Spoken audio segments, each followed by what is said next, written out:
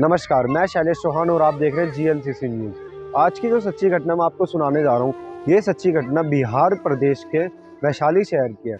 यहाँ पे एक थाना लगता है जिसका नाम है हुसैनपुर। उसी थाने के पास एक गांव लगता है जो है हुसैना। तो वहाँ के परिवार में धूमधाम से काफ़ी शादी हो रही थी, काफ़ी अच्छी तरीके से शादी हो रही थी। बारात का इंतज़ार हो रहा था, सारे जो परिवार के व्यक्ति हैं वो तैयार हो रहे थे, महिला भी तैयार हो रही थी और जो जेंट्स है वो भी तैयार हो रहे थे काफ़ी अच्छी तरीके से। तो सारे लोग नीचे जा चुके थे क्योंकि बारात आने का समय हो चुका था। वहाँ पे एक अकेली लड़की जो थी वो थोड़ा अपना तैयार हो रही थी, तो जिसका नाम है ममता। वो बहुत ज़्यादा खूबसूरत लग रही थी उस दिन। तो उसका एक सगा चचेरा भाई आता है और उससे कहता है कि बहन तू तो आज बहुत ज़्यादा खूबसूरत लग रही है। तो सगे चचेरे का भाई का नाम होता है मंजर। तो मंजर आता है ममता के पास, बोलता है कि यार आज तो तुम बहुत ज़्यादा खूबसूरत लग रही हो। तो ये सुनते के साथ ही यहीं से ही क्राइम होना स्टार्ट हो जाता है। ये सुनते के साथ ही ममता जो है मंजर को किस कर देती है, जो कि समाज इसकी इजाज़त नहीं देता, कानून इसकी इजाज़त नहीं देता, सोसाइटी इसकी इजाज़त नहीं देती कि एक बहन अपने भाई को गंदी तरीके से जो है किस करे। तो उसको ऐसा नहीं करना चाहिए था। यहीं से क्राइम होना स्टार्ट हो जाता है। दोनों भाई और बहन के बीच में कुछ अलग ही रिश्ता बनने लग जाता है। जो खून का रिश्ता था वो किसी अलग ही रिश्ते में बंध जाते हैं वो दोनों के दोनों। एक दोस्ती का रिश्ता, उसके बाद एक गर्लफ्रेंड बॉयफ्रेंड का रिश्ता। तो यही की जो है जब घर पे कोई नहीं होता वो दोनों आपस में शारीरिक संबंध बनाते हैं जो कि उन्होंने नहीं बनाने चाहिए। वो एक सगेरे चचेरे भाई बहन है, खून का रिश्ता है उन दोनों के बीच में, तो उनको ऐसा नहीं करना चाहिए था। लेकिन फिर इनका जो था ये चलता जाता था शारीरिक संबंध। ये 3 महीनों तक चलता रहा। तो 3 महीने बाद रात को एकदम से जो ममता थी उसकी तबीयत खराब हो गई। वो काफ़ी ज़्यादा उल्टी करने लगी, उसके पेट में दर्द होने लग गया। तो उसकी माँ उसके पास बोला कि ममता तेरे को क्या हो गया, तू इतनी उल्टी क्यों कर रही है? तो बोलती है माँ मुझे भी नहीं पता मुझे क्या हो गया, शायद मेरी तबीयत खराब है, मेरे को पता नहीं अजीब सा लग रहा है, मेरे पेट में काफ़ी ज़्यादा दर्द हो रहा है।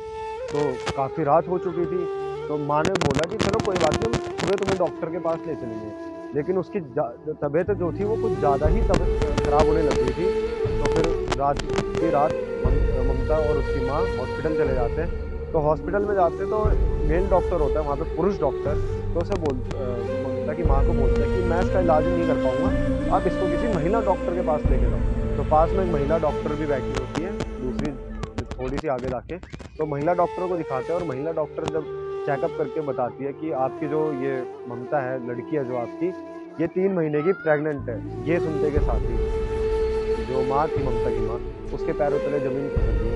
वो वहीं पे रोना स्टार्ट कर दिया उसने। उसको समझ नहीं आया कि मेरी बेटी जो जिसकी अभी शादी भी नहीं हुई, उसकी उम्र भी काफ़ी कम है, वो प्रेग्नेंट कैसे हो सकती है, ये पॉसिबल कैसे हो सकता है। तो जब वो घर आते हैं तो ममता की माँ उसके पिताजी को बोलती है कि तुम्हारी लड़की ने आज हमारी नाक कटवा दी। तो ये जब ये पूरे परिवार में बात पता चलती है तो पूरा परिवार शॉक में हो जाता है कि ये ऐसे कैसे हो सकता है, अभी तो इसकी शादी भी नहीं हुई।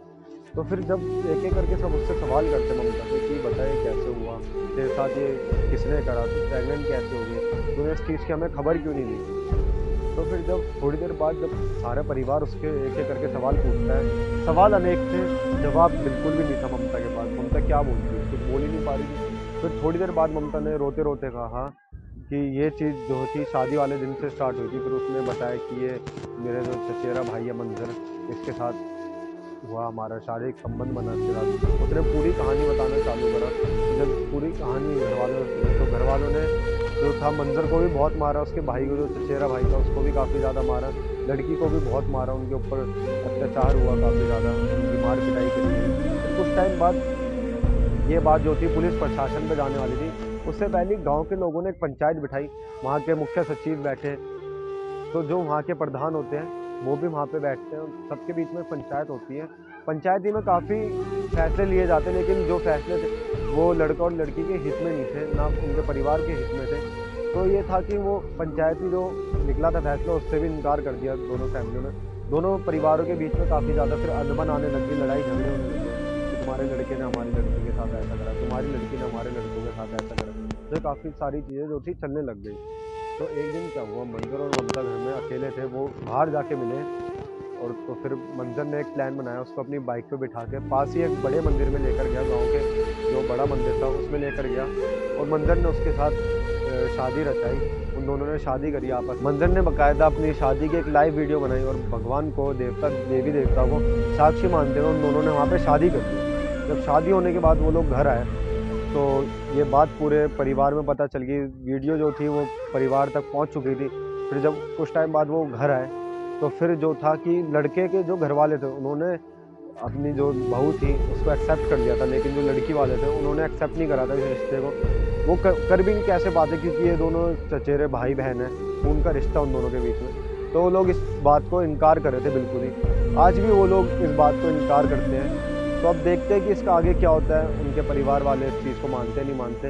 वैसे सोसाइटी जो हमारी देश सोसाइटी है इस चीज़ को बिल्कुल नहीं मानती कि एक भाई बहन के बीच में ऐसा रिश्ता बने। भाई और बहन आपस में ऐसा कैसा रिश्ता बना सकते हैं कि वो दोनों पति पत्नी हो जाएं। अब ममता जो है वो 8-9 महीने की प्रेग्नेंट हो चुकी है। उसका जो बच्चा है वो कुछ टाइम बाद अपने बच्चे को जन्म दे देगी।